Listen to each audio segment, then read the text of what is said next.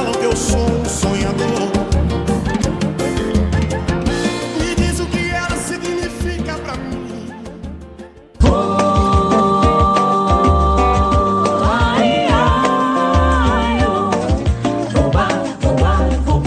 Desde prensamercosur.org presentamos nuestro programa Radio Podcast Enlace Iberoamericano, con base en España y Portugal y con el resto de la comunidad iberoamericana en la Unión Europea. Tenderemos puentes de comunicación e integración con personas y temas de nuestro interés. Radio Mercosur y su Enlace Iberoamericano, presentado desde España por Javier Pertierra, se emitirá los jueves en vivo y en directo. Enlace Iberoamericano, que comenzará a las 13 horas en Brasil, Argentina y Uruguay, 12 horas de Bolivia, Paraguay, Chile, Cuba y Venezuela, 11 horas de Colombia, Ecuador y Perú, 10 horas de México y Centroamérica, 18 horas de España. Escucha Enlace Iberoamericano en la radio y podcast Mercosur de www.prensamercosur.org.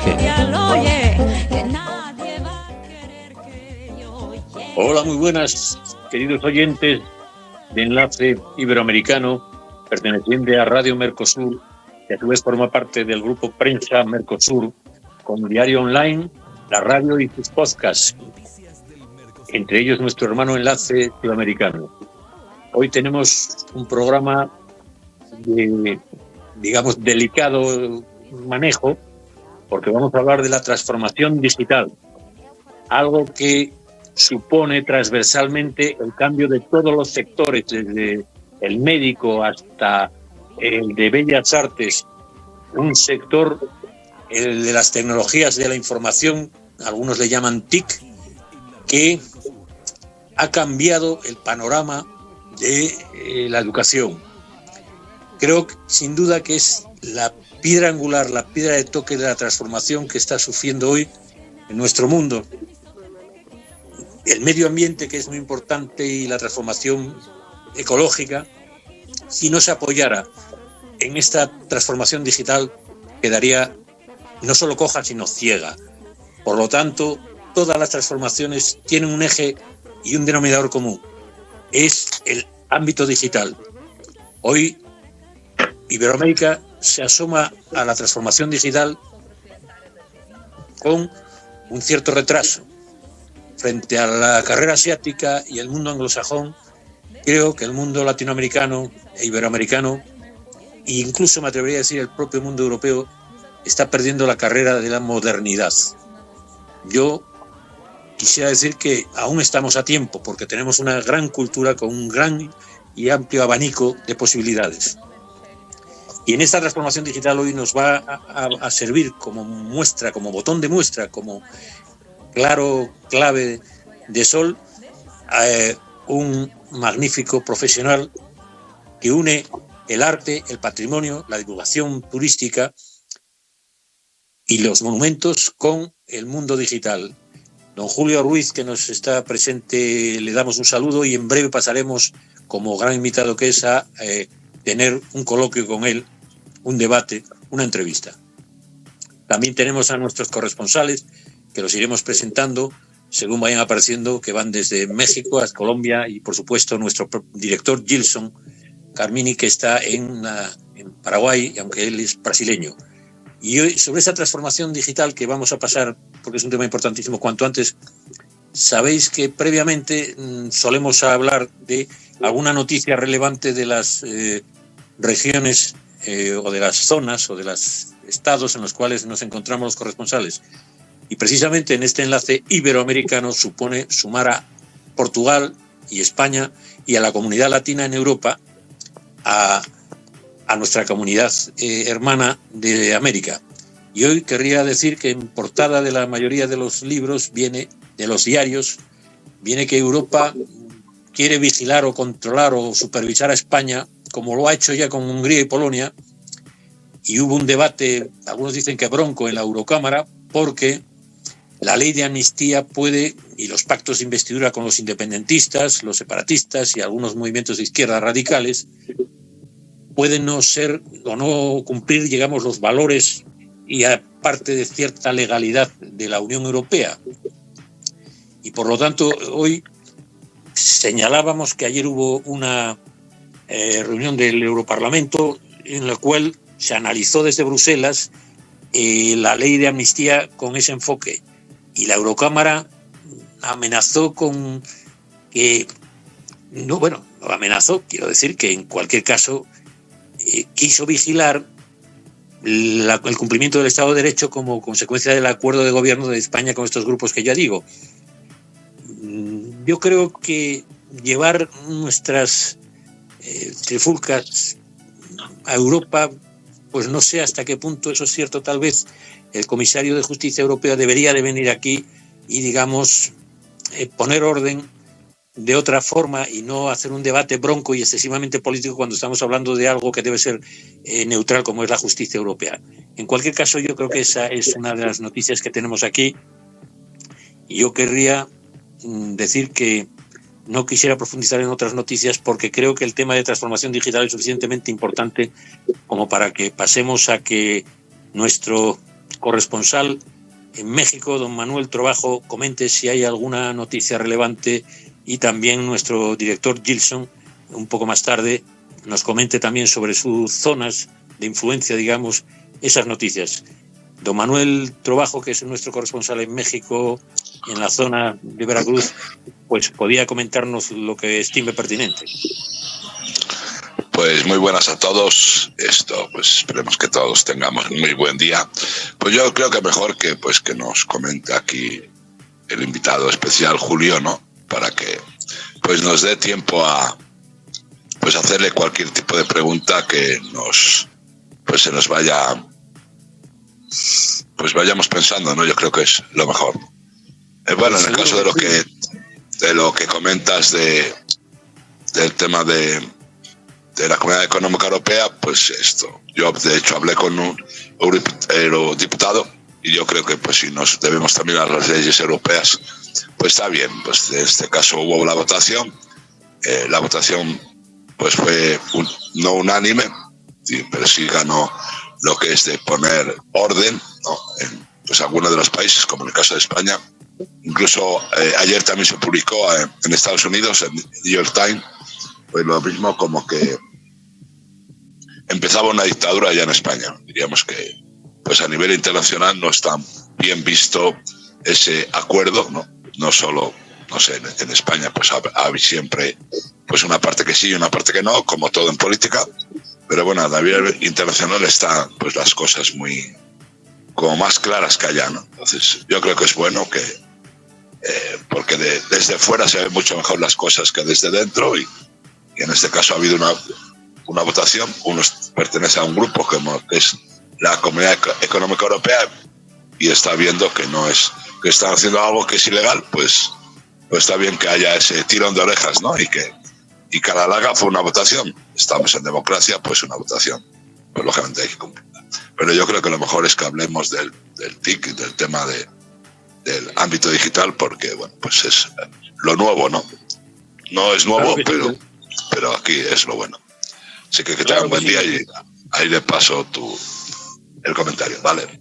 Claro que sí, don Manuel. Antes de Gilson, nuestro director, comente lo que vea de su zona o pertinente, yo quería también hermanarnos con nuestros hermanos americanos, norteamericanos, porque hoy se celebra el Día de Acción de Gracias, y aquí, curiosamente, en Europa y en España, también se tiene como tradición, muchos vinculados familiar o amistosamente con los americanos, a empezar a celebrar, igual que ocurrió con otras celebraciones americanas, como puede ser pues esto del Black Friday o otras, pues el Día de Acción de Gracias está cuajando también un poco en esta otra orilla europea, porque bueno, todos tenemos que darle gracias a estos magníficos peregrinos que conformaron la primera, sus sucesores, la primera democracia claramente moderna e institucional, ¿no? En cualquier caso, con todos sus detractores o no, es un día que nuestros hermanos celebran, pues nosotros tenemos de sumarnos. ¿No lo ve usted así, querido Gilson, nuestro querido director? ¿Qué opina del Día de Acción de Gracias?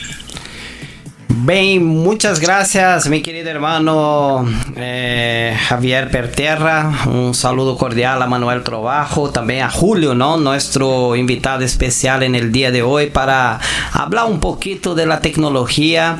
Y bueno, el tema de acción de gracia para mí no pasa de pura ganadera de plata. La gente no tiene lo que inventar para ganar dinero, inventar Navidad y un montón de otras cosas. Entonces, así que sin querer dañar el espíritu de todo, vamos para lo que está pasando acá en nuestra triple frontera, mi querido hermano, ¿no? Porque a final de cuentas la acción de gracia es el trabajo de uno, ¿no? La evolución de la gente, ¿no? Entonces, vamos adelante acá. Bueno, gostaria de mandar un saludo especial esta semana acá. Nosotros hemos podido cerrar varios convenios con municipalidades acá de la triple frontera y gostaria de hacer un saludo y una mención especial a essas 3 municipalidades que já estão com nós e falta outras 3 municipalidades que já estamos para finalizar nossos convênios para fazer um documental incrível de lo que é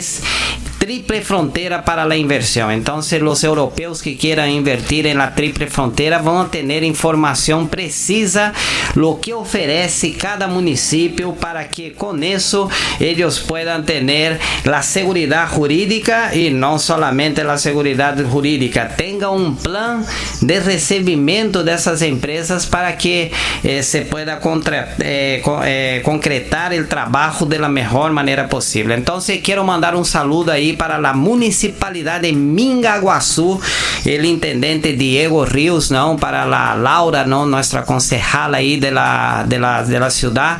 También quiero mandar un saludo para Javi Roger, que es allá del sector de prensa, que nosotros aún no empezamos a trabajar, pero pronto. También quiero mandar un saludo para la municipalidad de Ciudad del Este, que es una de las mayores ciudades del país.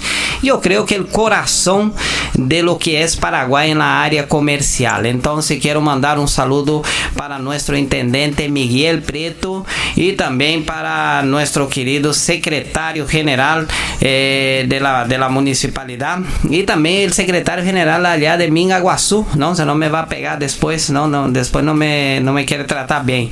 Y voy a mandar un saludo también para la gente linda y hermosa ahí del sector de Presidente Franco, ¿no? Esa semana también pudimos estar ahí con el intendente Rocky Godoy, que está ahí en la ciudad de Presidente Franco, que se proyecta una de las ciudades principales ahora de Paraguay, ya que en ese exacto momento se está construyendo ahí la Puente de la Integración. Nosotros hicimos imágenes inéditas que muy pronto vamos a estar difundiendo ahí en nuestras redes sociales de lo que es la Puente de la Integración, que es la segunda puente que une Paraguay y Brasil y una puertita, un huequito ahí para entrar a la Argentina. Entonces los hermanos ya no van a sufrir aquellas filas gigantescas para poder pasar de un país a otro, va a poder hacer todo mucho más fácil y nosotros tenemos seguridad que eso va a fomentar muchísimo Presidente Franco. Y dentro de todo eso,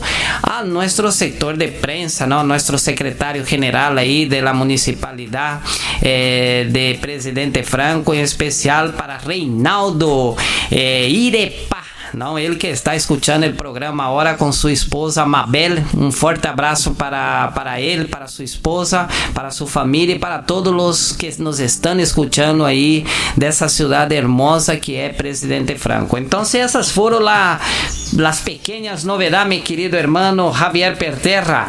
Entonces, para no perder tiempo más, vamos con nuestro invitado ahí. Te paso la pelota, adelante. Pues muchas gracias, director Gilson. Hoy tenemos a Julio Ruiz, un hombre que tiene un currículum vinculado a la digitalización ya desde que salió de la Universidad de Bellas Artes de Madrid y consiguió un premio Fulbright para ir a estudiar hologramas y holografías a Nueva York, pero él nos contará más de su biografía. Pues desde aquel entonces, ahora que ha seguido siempre vinculado a ese mundo sobre todo del archivo digital en 3D, que supone un cambio notorio y tremendo, porque hasta entonces el arte eran 2 dimensiones, salvo la arquitectura y las otras, pero quiero decirte que los archivos en 3D supusieron un cambio notable, y ese 3D también lo reflejó sobre todo en ámbitos de crear, por un lado, seguridad para que las obras de arte tuvieran un fiel reflejo en 3 dimensiones, y que por si algo lo podía destruir, como él me comentó a mí que podía pasar con los talibanes o cualquier obra de arte que pudiera sufrir cualquier deterioro, pues tener una réplica digital que pudiera hacer una copia muy exacta. Además de esto, también en los ámbitos de divulgación, él dirige un museo de 3D en España, y nos hablará de ello también, pero presentarles que fundamentalmente es un hombre muy vinculado al ámbito divulgativo turístico de lo que supone el patrimonio, porque realiza visitas virtuales, pues tiene entre su currículum a la visita virtual a la Alhambra y otras joyas de la arquitectura y patrimonio español. Pero yo creo que él reúne por un lado el lado científico, y por el otro une la conservación y el patrimonio a esa sensibilidad que da ser un hombre que domina las artes plásticas, con el avance en 3D que partió de la holografía hasta ahora. Don Julio no sabría hacer un mejor recorrido sobre su profesión vinculada a la digitalización, pero sin duda usted es un maestro y con una sensibilidad enorme, porque también sabe tratar ese ámbito divulgativo. Dígame, don Julio, ¿qué podría usted comentar de esta pequeña síntesis? Bueno, buenos días a todos, tardes ya en Europa. Y bueno, como bien ha hecho en la presentación Javier Antón, bueno, mi experiencia básicamente se centra en lo que es el tratamiento de la información, bien sea analógica o digital. En un principio, ya en el siglo XX, fue analógica, mediante el tratamiento fotográfico de alta definición, y posteriormente también el holografiado de ciertas piezas. También incluso decir que en el caso de la holografía, el principal tratamiento de la información es como un elemento de seguridad, ¿no? Todos llevamos en los billetes o en los pasaportes un holograma que lo que cumple es una función de seguridad, ¿no? Aparte de la belleza estética que pueda tener.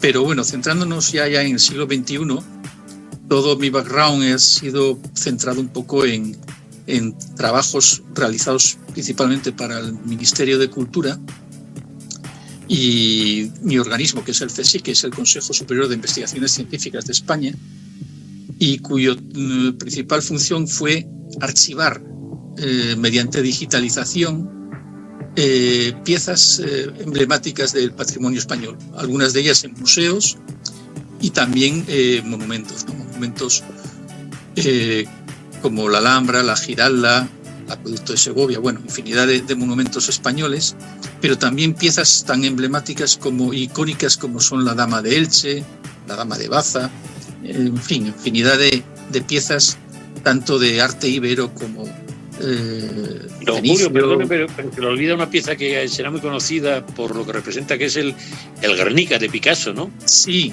el Guernica, precisamente la función que ha sido es un poco como seguridad. Son tratamientos, así como en las otras piezas, son de ámbito abierto, digamos que podían estar colgadas en la página del Ministerio de Cultura. En el caso del Museo Reina Sofía, con el cuadro del Guernica, la función esencial del escaneado, para daros una idea, que se hizo con una resolución de 65 micras, que es básicamente el grosor de un pelo.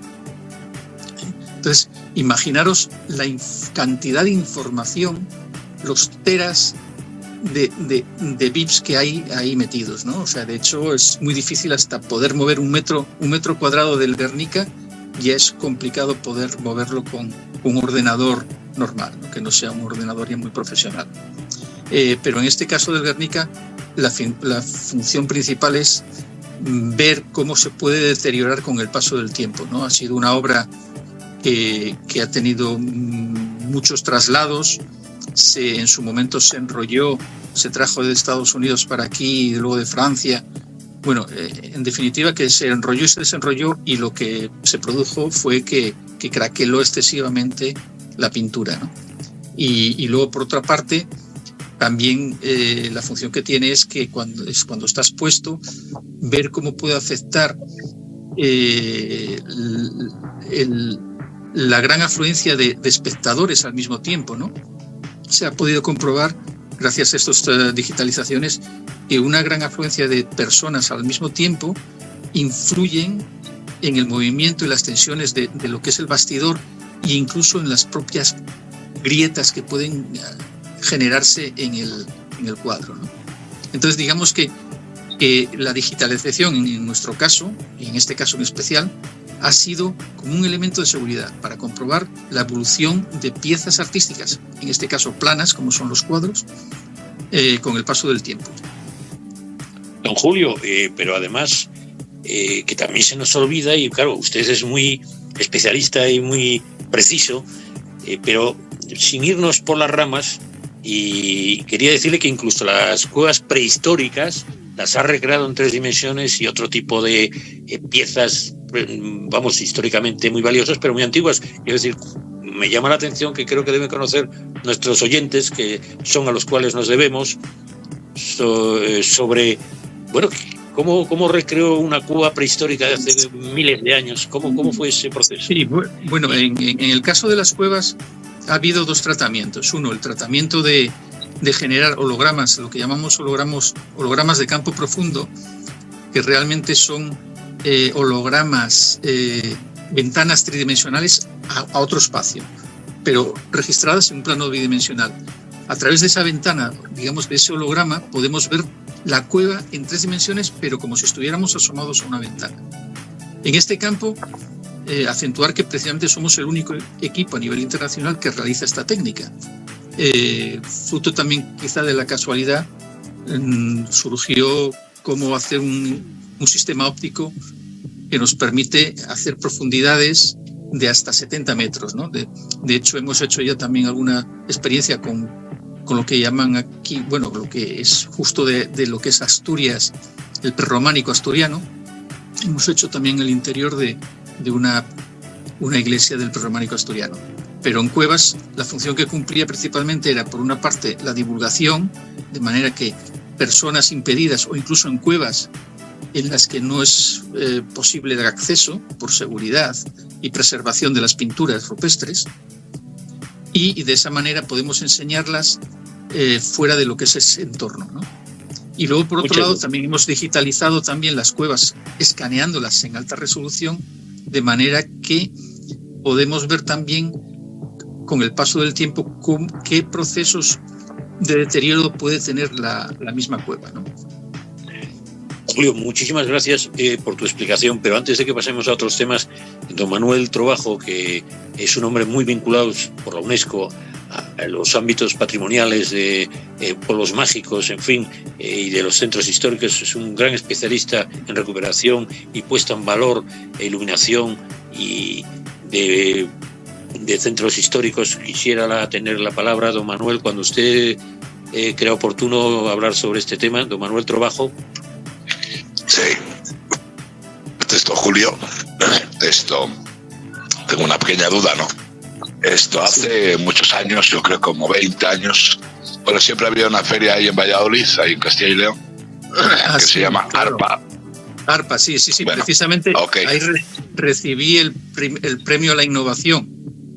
Ok, bueno, pues ahí en ARPA se presentó el primer proyecto, creo yo, ¿no?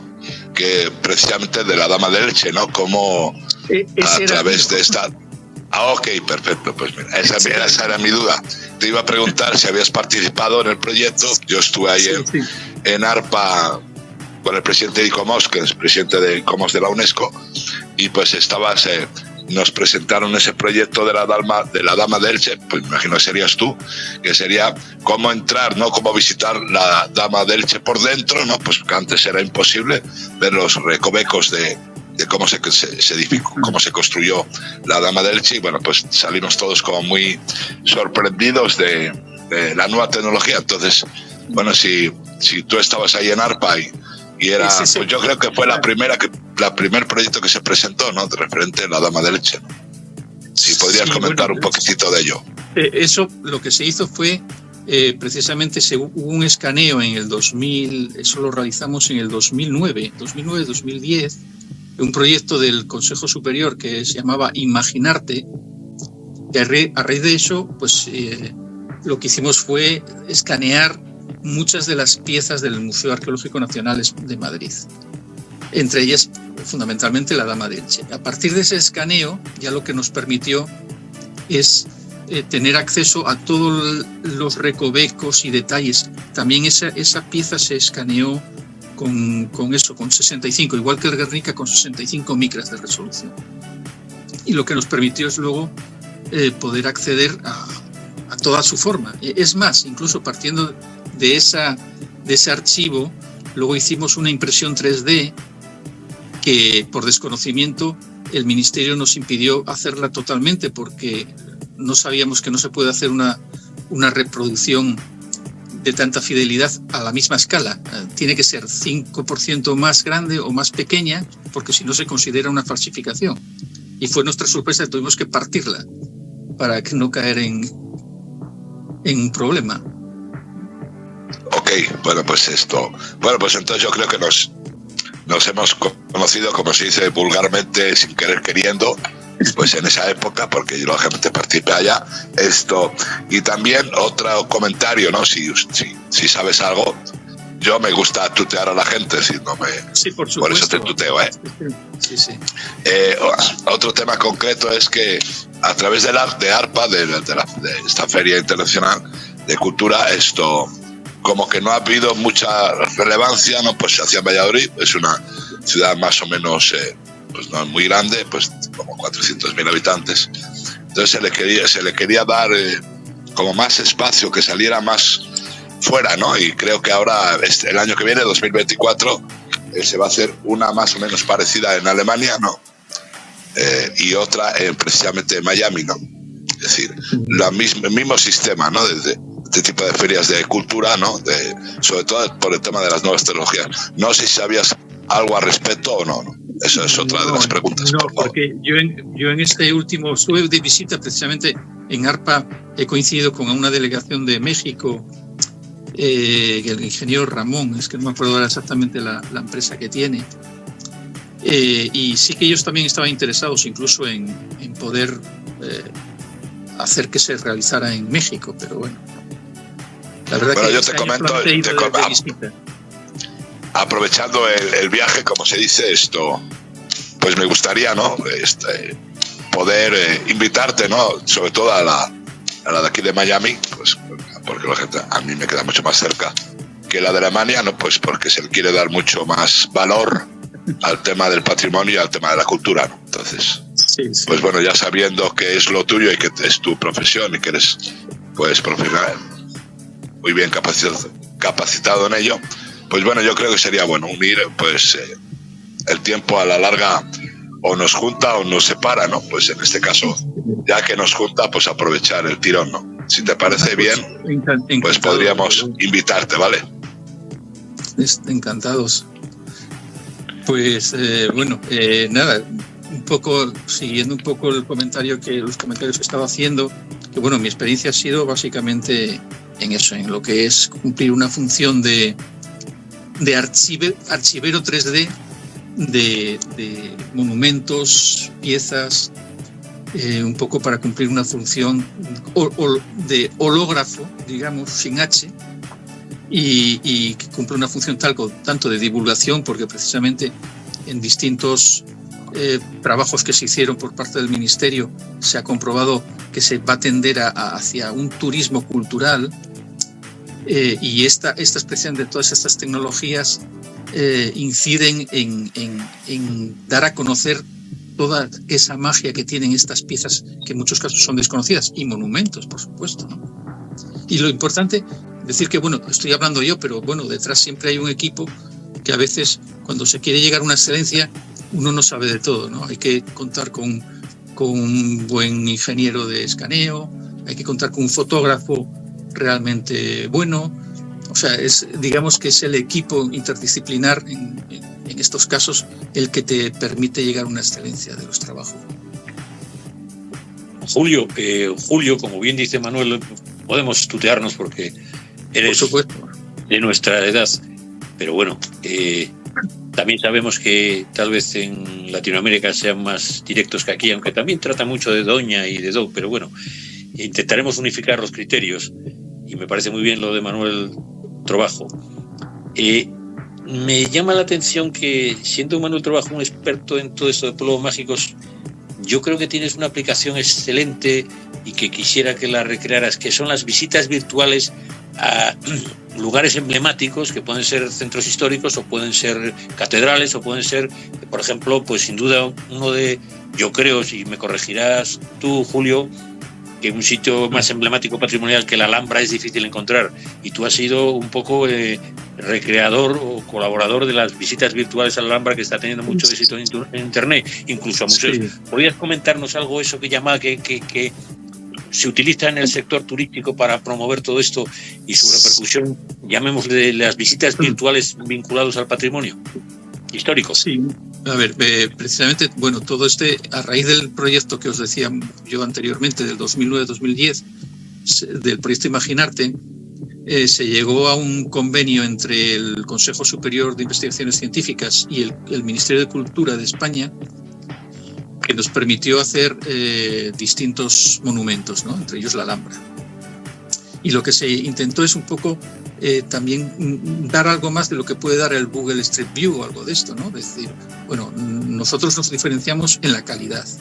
Entonces lo que te permite es hacer unas visitas y tener unas imágenes de muy alta calidad, donde tú puedes llegar a una estancia, hacer zoom sobre ella y ver con perfecta definición todo las perfecciones de los dibujos o de las bajorrelieves que tiene el monumento, ¿no? Y digamos que eso fue realmente muy exalzado por el Ministerio, pero desgraciadamente, curiosamente, todo eso estaba realizado en Flash, que es un sistema que desde el 2022, desde enero de 2022, ha dejado de funcionar. Y precisamente ahora estamos en el proceso de pasar todos esos archivos que se realizaron en su momento, pasarlos a HTML5, que es un lenguaje que es la base de lo que es ahora un poco la imagen en Internet, ¿no? Y digamos que ahora pues, lo que estamos es teniendo que pasar todo lo que se hizo en ese formato, que ya no se puede ver, al nuevo formato de HTML5. Y esas visitas virtuales que las hay para museos, etcétera, que fueron muy utilizadas en esta época atrás de la pandemia, ¿notas que con el HTML5 podría también favorecerse, digamos, el movimiento a por ellas, o notas que hay una subida por esas nuevas tecnologías, o siempre hubo una misma? Lo que te permite este nuevo formato es que está muy orientado a ser utilizado de los dispositivos móviles, ¿no? Entonces, en los dispositivos móviles es más fácil de interactuar con ellos, hacerles las visitas virtuales interactivamente desde el propio dispositivo, ¿no? Por eso digo que favorece mucho más el acceso desde cualquier móvil, sí, que hoy todo el mundo tiene un móvil en general en los países desarrollados, pues por eso comentaba yo. Y oye, quería yo ya pasar un poquito, porque si quiere Manuel o Gilson hacer alguna pregunta, yo creo que Gilson quería preguntar sobre este tema, para luego pasar al ámbito más genérico de la transformación digital. Pero Gilson Carmini, tiene usted la palabra, que quería comentarle algo a nuestro invitado. Perfecto, ¿no? Excelente trabalho, Julio. Nosotros realmente sentimos também esse mesmo problema acá en la América del Sur con essa, desde 2022, de la plataforma del Street View cerrar. Realmente el Google es una empresa que año tras año viene fracasando con sus programas, y es muy triste, ¿no? Nosotros tener todo un sistema listo, toda una plataforma ya dibujada encima de imágenes en 360 grados, y hoy tenemos que rediseñar todo el tour virtual solamente porque quieren ganar plata también, ¿no? Pero hubieran hecho de otra manera ese sistema, ya que nosotros también hacemos ese recorrido virtual en varios puntos de Paraguay. Nuestra empresa Mercosur 360 ha hecho más de 370 puntos dentro de Paraguay, desde casas de gobierno, municipalidades, plazas y todo más. Y eso es muy valoroso porque hay gente que a veces no conoce el local y hace la posibilidad de que la persona esté ahí. Entonces la pregunta que te hago a respecto del comentario anterior que tú hiciste sobre el tema de las falsificaciones y también las réplicas, ¿no?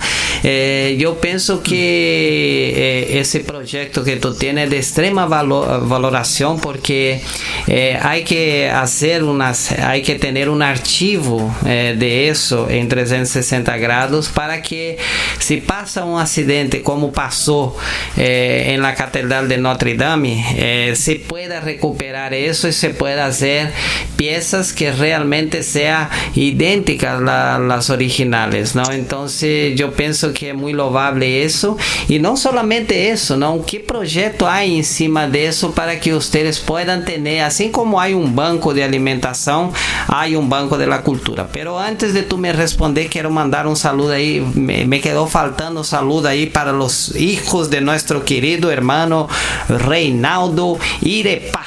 Reinaldo Irepá es jefe de prensa allá de la municipalidad de Presidente Franco, y quiero mandar un saludo para Liliana Mabel Adorno, que es su esposa, ¿no? Un saludo para ella y también para sus hijos, ¿no? La Sofía de 7 años, la Jazmín de 9 años y o Alejandro, que es el machito, el hombre de la casa, 15 años. Entonces un saludo ahí para él, para la familia ahí.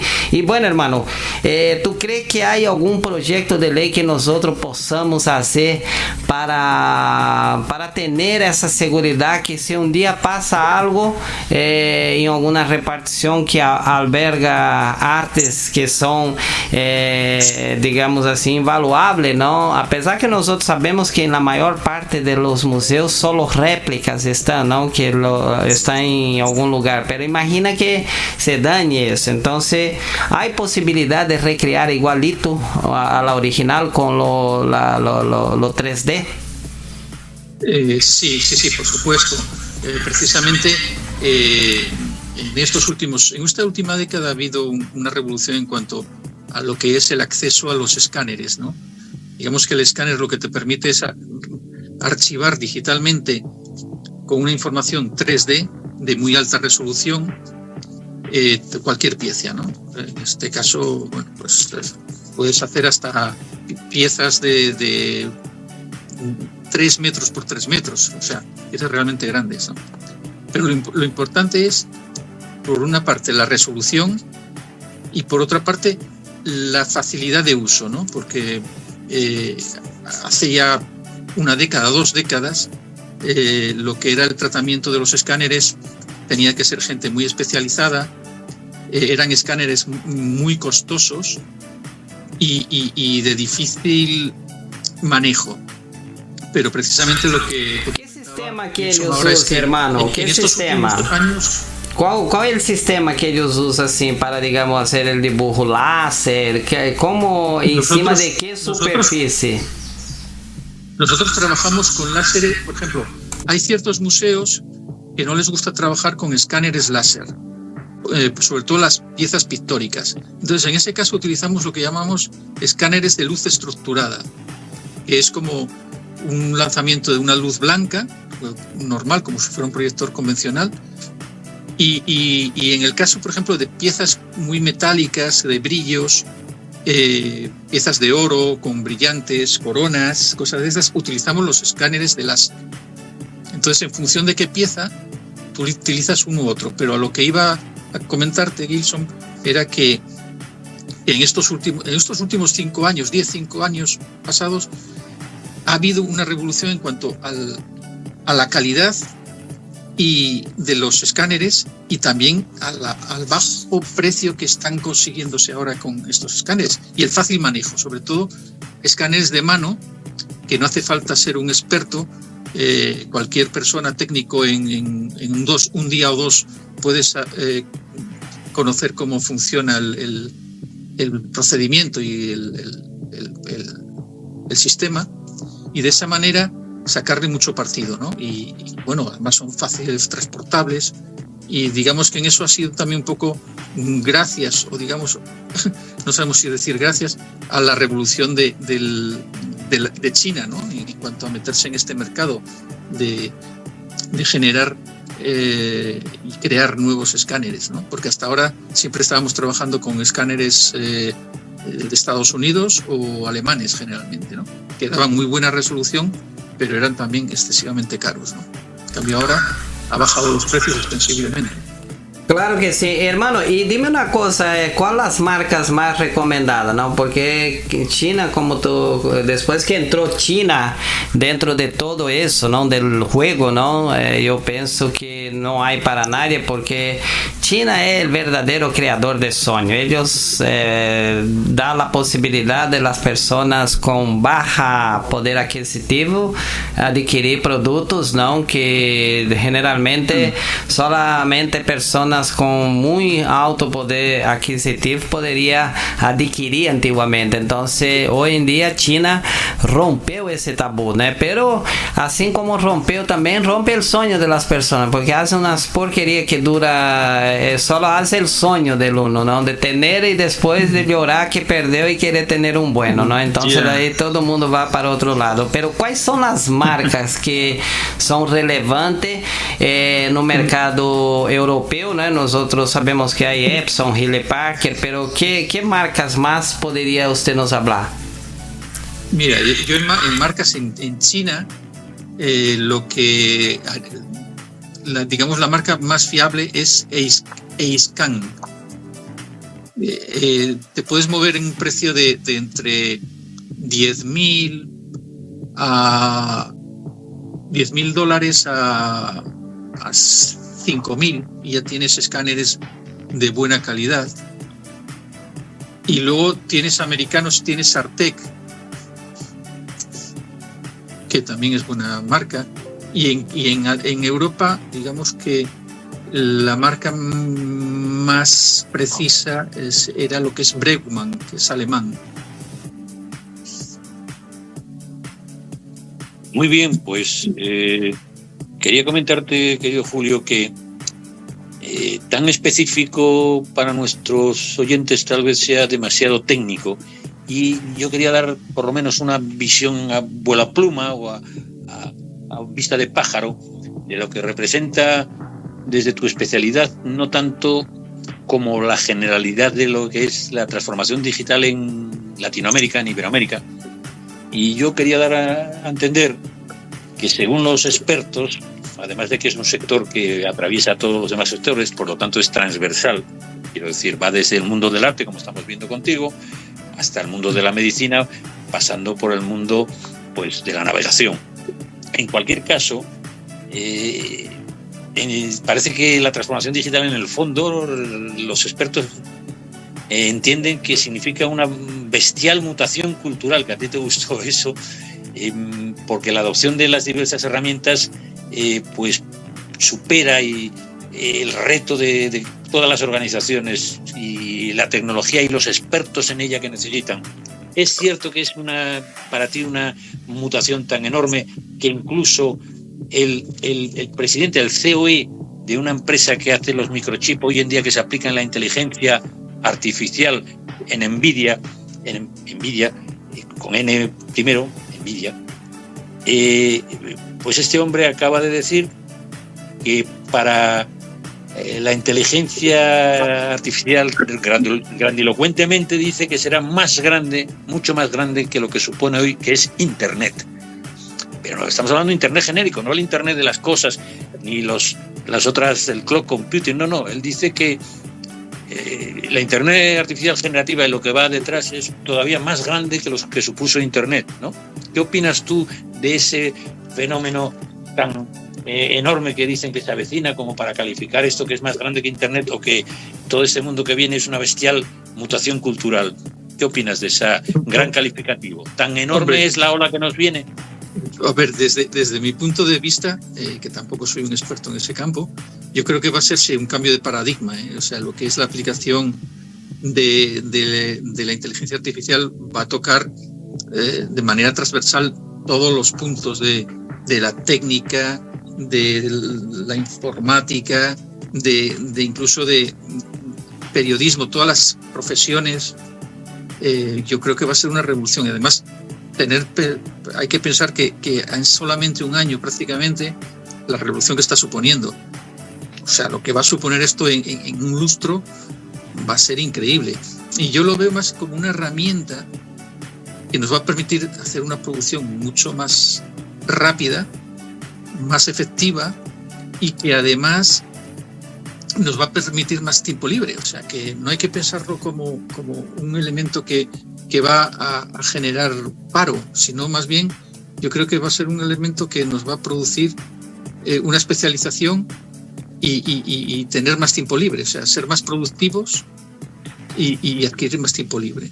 Creo. Claro, hasta el propio Elon Musk, en una conferencia que dio en Gran Bretaña hace poco, comentaba la posibilidad de que el salario mínimo vital, que no iba a ser tan mínimo, que iba a suponer pues como los buenos salarios o las buenas jubilaciones, que va a elevar mucho incluso a aquellos que no puedan o estén educándose o no puedan acceder a trabajos de momento, que va a ser un salario mínimo elevado, porque el aumento, como tú bien señalas, de la productividad a través de estas nuevas herramientas, según Elon Musk, que es, como tú sabes, pero a lo mejor algunos de nuestros oyentes no lo conocen, pues el fundador y propietario de Tesla, es uno de los hombres con mayor capitalización bursátil del mundo. Por cierto, que en Nvidia triplicó su valoración bursátil en los últimos años, en el último año sobre todo, y que ya tiene una valoración de 1,2 billones de euros, lo que supone estar entre las 6 más grandes empresas de la historia. Entonces yo decía, querido Julio, que tú ves que ahí va a haber, va a ser un cambio positivo que va a permitir aumentar la productividad y también el ocio, ¿no es así? Y va a haber expertos suficientes, o nuestro sistema educativo está preparado para esto que nos viene encima. A ver, yo creo que la gente joven adquiere tiene una facilidad especial para adquirir nuevos sistemas. Entonces, bueno, para lo que nosotros puede ser un problema, lo que es la gente joven va a llegar enseguida a sacar productividad, ¿no? O sea que eso no me preocupa. Me preocupa más la gente mayor, que en este cambio pueda quedar un poco desfasada, ¿no? Muy sensato lo que dices. Una pregunta, por favor, Julio, tú que también has colaborado ahí con el tema de la Catedral de León, porque en este caso la Catedral de allá de León, turísticamente hablando, es decir, pues ahora se visita más o menos el 90-95% de la catedral con sus vidrieras, pues hasta a través de este sistema digital, ¿no? Y lo cual, pues para ellos ha sido económicamente, no digo para la iglesia, digo porque conozco, ¿no?, con la persona que lleva la catedral, el cabildo de la catedral, y para ellos ha sido una economía increíble, ¿no?, de la cantidad de turistas que quieren ver toda la catedral, ¿no? Porque antes se podía ver personalmente el 10%, pero ahora con esta digitalización y con el tema también de las vidrieras, como que todo el mundo le llama la atención, porque lógicamente pues hay colas, ¿no?, para poder entrar, en este caso, a la Catedral de León. No sé si sabes un poquitito de ese tema. Sí, bueno, yo ese trabajo no lo he realizado yo directamente, ha sido posterior quizá. Ha habido una revolución un poco en cuanto hicimos, la primera experiencia que se hizo fue, además hay una anécdota, en la Catedral de Oviedo, en el 2008. Además se hizo mediante pantallas táctiles, en su momento, que eran una novedad en España, y el cabildo justo de la catedral fue muy reacio, porque era para visitar las piezas de la Cámara Santa. Entonces el cabildo de la catedral decía que claro, que si lo íbamos a poner en pantallas táctiles con acceso al público en general, las personas no iban a pagar para entrar a ver las piezas originales. Y fue todo lo contrario. O sea, justo poner esas piezas, toda la gente que que lo visitaba decía, ay, pero ¿dónde están las originales? Aquí pues aumentó como un 70% la afluencia a lo que es la Cámara Santa, ¿no? Y bueno, eso mismo nos ha pasado con el Museo Arqueológico Nacional. Hicimos una exposición a partir de los trabajos con todos los hologramas que hicimos, las pantallas táctiles de todas las piezas, y se hizo una exposición en Madrid, en el Museo Arqueológico Nacional, y curiosamente aumentó, pero casi un 100% la afluencia, y lo que sí se notó es que la afluencia mucho era gente joven, que nunca había visitado el Museo Arqueológico Nacional. Digamos que esa fue... Gracias. Es una experiencia turísticamente hablando, ¿no? Porque realmente exacto, hoy pues, todo el mundo quiere, a nivel de cualquier país, pues quiere enseñar sus piezas, lógicamente que no se pueden ver personalmente, pero realmente yo creo que la gente joven tampoco quiere perder el tiempo, entonces realmente este sistema es muy bueno para que la gente joven pues participe más en este tema cultural, el turismo claro, cultural que le llamamos. Exacto, y luego aparte de que en el caso de muchas piezas de museos que no, digamos que están en una urna y tú no las puedes ver muy bien, la parte de lateral o trasera, en cambio con estos modelos 3D tú puedes seleccionarlo en la pantalla táctil, puedes moverlo para donde quieres, puedes hacer zoom y verlo en detalle, la zona que te interese, y además puedes colgarlo en la web. O sea, lo que puedes tener en una pantalla táctil presencial, puedes tenerlo en una página web, ¿no? Entonces, bueno, es ampliar un poco el espectro de aplicaciones, ¿no? Y de divulgación, claro. Y comentabas tú, tiene la palabra ahora nuestro director Gilson, que quiere hacerte una pregunta, pero antes quería esta anécdota tan singular, ¿no? De la Dama de Elche, que comenta lo del, digamos, el hueco que tiene en la parte posterior y su posible investigación sobre cómo se podía utilizar. Eso solo se puede ver obviamente en 3D, ¿no? Esa es una anécdota sí, que puede hacer visualizar a nuestros oyentes, a nuestros escuchantes, cómo puede servir esta tecnología, ¿no? Yo creo que la Dama de Elche es un fiel ejemplo, y luego te comenta una pregunta Gilson. Gilson, cuando acabe de hablar, hazle la pregunta. Dime esa anécdota, Julio. Pues no, hombre, de todas, precisamente en caso de la Dama de Elche, que también sucede en la Dama de Baza, ¿eh? La Dama de Baza es la única pieza íbera que aún mantiene el color, porque con el paso de los tiempos casi todas estas piezas son del siglo V antes de Cristo. Y tanto la Dama de Elche como la Dama de Baza tienen un hueco, en el caso de la Dama de Baza en un lateral, y en el caso de la Dama de Elche justo detrás de lo que es la cabeza, y su función era conservar los restos crematorios de la señora que se quemó, ¿eh?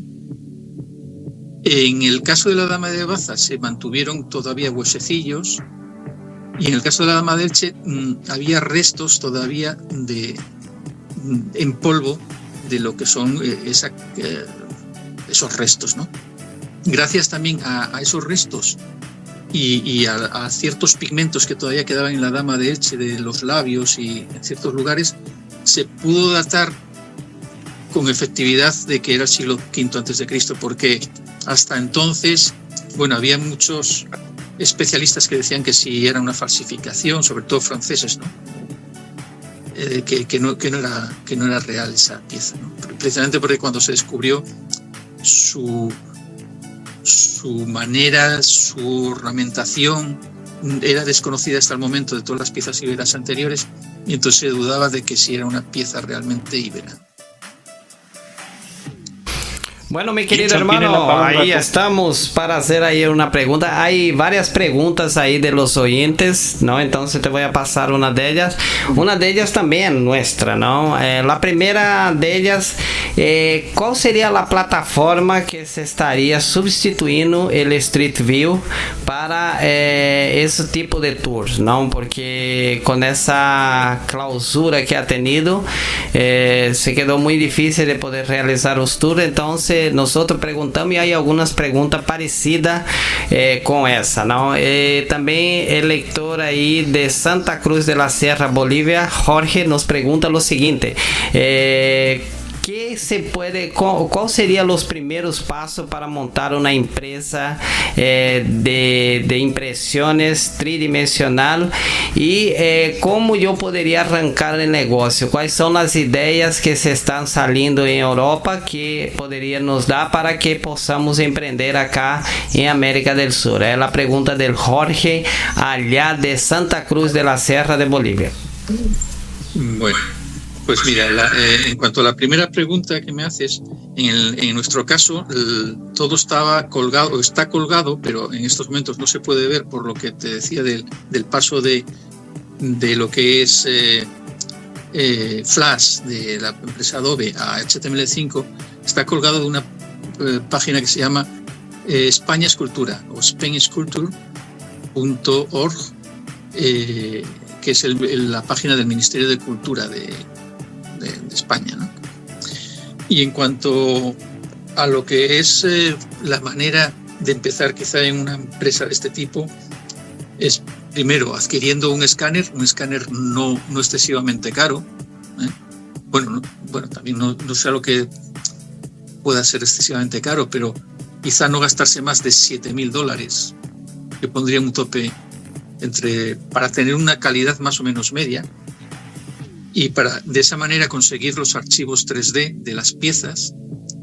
Y luego posteriormente el siguiente paso sería conseguir unas buenas impresoras, ¿no? También dependiendo del tamaño que se quiera hacer. Actualmente hay cantidad de marcas que te dan muy buena calidad, y digamos que con esos formatos que tú adquieres con el escáner, luego puedes imprimir las piezas, ¿no? Es muy importante, que nosotros nos hemos encontrado en ese caso, que una vez que imprimas con la impresora te va bien en PLA o ABS. Luego hay una fase posterior que es la de pintado. O sea, siempre vas a necesitar un artista que te envejezca la pieza, ¿no? Para hacer una réplica real del escaneo, ¿no? Y digamos que esos son los pasos: tener un buen escáner, un mediano escáner, y luego tener unas buenas calidades de impresoras. Y actualmente yo creo que las impresoras, ya con $1,000 ya puedes tener una muy buena impresora. Digamos que el gasto estarías ahí por debajo de los $10,000. Muchas gracias, Julio. Como nuestros oyentes son muy importantes, Gilson siempre recoge las preguntas más especializadas y que pueden ser respondidas por nuestros invitados. Gracias, Julio, por tu colaboración. Quería comentarte también, antes de que el tiempo va pasando, y siempre me parece que Gilson quiere continuar comentándotelo, pero yo querría, antes de finalizar, pasar al ámbito de transformación digital un poco global. Gilson, no sé si tendrá alguna pregunta, pero en cualquier caso, como decía el otro, con mucha gracia decía, estoy que me opino por mí mismo, que entre el Internet de las cosas, que tú conoces cerca, ¿no? y el llamado Big Data, por cierto, también entran en esto el mundo de las impresoras en 3D, ¿verdad, querido Julio? Que es un mundo muy secular, ¿no? Sí, sí. Por sobre todo, tú que dominas tanto el mundo de 3D, ¿podríamos hablar un segundito de las impresoras en 3D y sus aplicaciones industriales, etcétera, Julio? Sí, por supuesto. ¿Pero a qué campo? Bueno, que como tú bien señalas, que hay impresoras en 3D que ahora pueden recrear, pues, no solo temas artísticos, sino temas industriales. ¿Y cómo veis que se está desarrollando todo esto? Por supuesto. De hecho, hay ya empresas aquí, bueno, en todos los lugares, ¿no? Pero que hay empresas que la impresión la haces de cierto tipo de piezas, ¿no? Por ejemplo, está muy ahora en boga lo del lanzamiento de los cohetes estos del SpaceX. Pues muchas de sus piezas son impresas en 3D. Increíble. Tenemos muchas de las piezas que vienen ahora de aeronáutica son impresas en 3D, en ciertas aleaciones metálicas, ¿no? Julio, se nos está yendo el tiempo y no querría pasar de comentarte algunas cuestiones, y que me dirías que esto que se llama el cloud computing, que ya es algo muy asumido, ¿no? En la nube, y el Machine Learning, todas estas especialidades que están surgiendo como el Big Data, ¿hay alguna que a ti, para tu especialidad, te llame especialmente la atención? Quiero decirte, tú me hablabas de que la inteligencia artificial podía hacer collages, llamémosle pictóricos, como esa aplicación de inteligencia artificial que es DALL-E, que tú has experimentado. De estas nuevas, llamémosle, herramientas digitales, ¿hay alguna que creas te va a abrir caminos nuevos en tu especialidad o en el mundo de las artes plásticas? Hombre, yo creo que lo que decía antes, ¿no? Haciendo hincapié en el tema de que es una herramienta que nos va a facilitar la vida, en cierta manera. Yo creo que todo lo que es el OpenAI, que es ahora justo en este fin de semana, ha habido una revolución, ya que gran parte de incluso su CEO se ha pasado a Microsoft. Bueno, pues eso va a ser una revolución. Y con OpenAI pues está también el DALL-E 3 y bueno, en cuanto a lo que es imagen, ¿no? La generación de imagen. Entonces, bueno, lo que llamamos los prompts o los datos que tú tienes que dar para generar las imágenes, que en estos momentos tienen que ser muy precisos y en función de esos datos pues la imagen es más adecuada a lo que tú pensabas que podría ser. Yo creo que si eso ha sido hecho en un año, lo que decía anteriormente, dentro de 5 años va a ser algo increíble. Vamos a estar viviendo una revolución total en cuanto a la generación de imágenes y generación de textos. Bueno, yo creo que estamos viviendo un momento revolucionario en estos casos. Pues con esta palabra tan interesante tuya, que supone un cambio más que evolucionario, un cambio, como tú dices, de paradigma, yo quisiera acabar comentando un libro que se llama Poder y Progreso, nuestra lucha milenaria por la tecnología y la prosperidad. Uno de sus autores es Daron Acemoglu, que yo había leído en el libro ¿Por qué fracasan? Es un gran economista, ¿por qué fracasan los países? En ese libro, que ya lo había comentado otra vez en este programa, él señalaba como clave que las instituciones fueran inclusivas, y nada más inclusivo que supondría el acercamiento de la conectividad y todo lo que supone las tecnologías digitales a las aulas de los niños de nuestras aldeas y los niños más alejados, precisamente para que puedan incluirse en esta gran ola de conocimiento que suponen estas tecnologías. Señalar que este mismo autor, en el capítulo 9, habla de las tecnologías digitales que pueden complementar a los humanos de las siguientes maneras: mejorando la productividad de los trabajadores en su puesto actual de trabajo, creando nuevas tareas con ayuda del aprendizaje automático para mejorar todas las capacidades humanas, accediendo a información más detallada que sea más útil en los procesos humanos de toma de decisiones y de negocios y empresas, construyendo nuevas plataformas que pongan en contacto a personas con habilidades y necesidades diferentes y que permitan tener un global conocimiento de las materias. Estas son algunas de estas, llamémosle, aumentos de las capacidades humanas y productividad de las empresas que pueden ayudarnos a mejorar y a prosperar nuestra comunidad iberoamericana. Muchísimas gracias por vuestra ayuda y vuestra presencia. Julio, muy agradecido. Seguiremos en contacto porque este es un tema que, como ves, nos ha quedado muchas cosas en el tintero. Espero que nuestros oyentes hayan disfrutado como yo, de tu presencia, Julio. Muy, muy agradecido, y gracias a nuestros corresponsales, Manuel Trobajo y Gilson, por sus preguntas tan interesantes. Que tengan un feliz día. Muchas gracias. Muy buen día a todos, que les vaya muy bien. Muy buen día. Saludos. ¿no? Un saludo cordial aquí desde la Triple Frontera a todos los amigos, ¿no? Y recordando que el sábado tenemos el enlace sudamericano a partir de las 19 horas de Brasil, Argentina, Paraguay, Uruguay. Y hago la invitación a todos, ¿no? Nosotros vamos a estar ahí con algunos intendentes de la Triple Frontera para que ustedes puedan conocer un poco de lo que ofrece principalmente para los europeos esa región tan importante que tiene tasas de aranceles bajísimas y da condiciones para que los empresarios se instalen del mundo todo. Así que yo en particular agradezco también, Javier, y puedes cerrar el programa ahí. Muchas gracias ahí por la participación.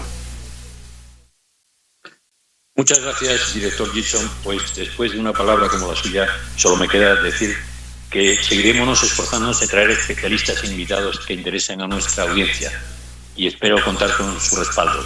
A su disposición y a través de nuestro correo electrónico o chat pueden ellos proponer temas o proponer asuntos, y recordarles a nuestros oyentes, a nuestra audiencia, que el próximo programa tratará sobre el fútbol iberoamericano y todas las conexiones que tengan. Va a haber gente joven, va a haber gente intermediaria, en fin, vamos a hablar sobre el fútbol iberoamericano y espero que esto también les guste. Muchas gracias.